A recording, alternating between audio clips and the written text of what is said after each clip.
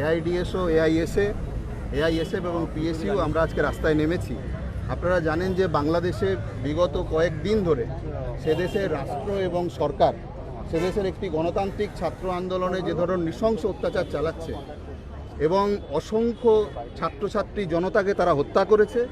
সেই দেশের একটি গণতান্ত্রিক দাবির ভিত্তিতে যে আন্দোলন চলছিল, আমরা ভারতবর্ষের ছাত্র সমাজ সেই দেশের যে স্বৈরাচারী সরকার, সেই দেশের স্বৈরাচারী সরকার ছাত্র আন্দোলনের উপর যে কায়দায় নৃশংস আক্রমণ করছে, অসংখ্য মানুষ সেখানে শহীদ হয়েছেন। ছাত্র সমাজ এই যৌক্তিক যে আন্দোলন, যে গণতান্ত্রিক আন্দোলন, সেই গণতান্ত্রিক আন্দোলনে এখনও তারা সরকারের যে স্বৈরাচারী ভূমিকা তাকে সম্মুখীন করছে।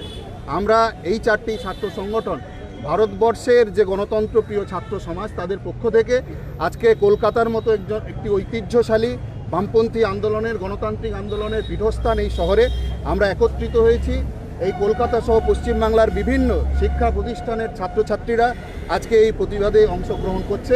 ফলে আমরা চাই যে আজকে আমরা চারটি ছাত্র সংগঠন একত্রিত হয়েছি, কিন্তু ভারতবর্ষের যতগুলি গণতান্ত্রিক বামপন্থী ছাত্র সংগঠন আছে এবং যারা বামপন্থী মনস্ক গণতান্ত্রিক মনোভাবাপন্ন ব্যক্তিবর্গ, তারা একত্রে গোটা বিশ্বের যে সরকারগুলো যে স্বৈরাচারী পদক্ষেপ নিচ্ছে, এমনকি আমাদের দেশেও যে সরকারগুলো স্বৈরাচারী ভূমিকা নিচ্ছে তার বিরোধিতা আমরা করছি। আমরা দাবি করছি যে গোটা বিশ্ব জনমতের ভিত্তিতে বাংলাদেশের সরকার সেখানে ছাত্রছাত্রীদের সঙ্গে আলোচনা করুক, ছাত্রছাত্রীদের সঙ্গে তাদের দাবি নিয়ে যে গণতান্ত্রিক পদ্ধতি, সেই গণতান্ত্রিক পদ্ধতি অবলম্বন করুন।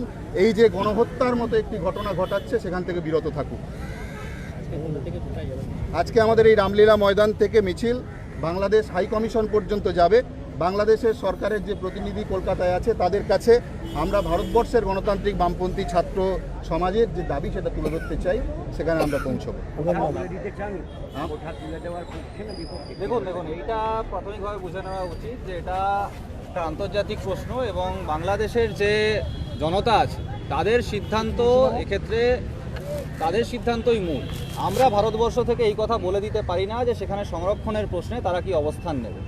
আমরা এটুকু মনে করি যে একটা গণতন্ত্রে সমস্ত যারা ছাত্র যুবরা ওখানে আন্দোলন করছে তাদের যদি কোনো দাবি থাকে, তাদের যদি কোনো প্রশ্ন থাকে, তারা সেই প্রশ্নটাকে সামনে আনতে পারেন এবং তারা সেটা নিয়ে আন্দোলন করতে পারে এবং তার অধিকার যে কোনো গণতান্ত্রিকভাবে গণতান্ত্রিক দেশে সেই অধিকার থাকা দরকার।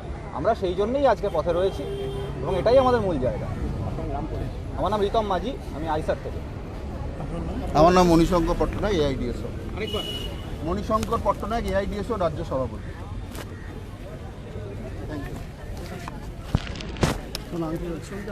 রেকর্ডিং করবো, সব তুমি করবে, তোমার ফোনে করবে, ঠিক আছে?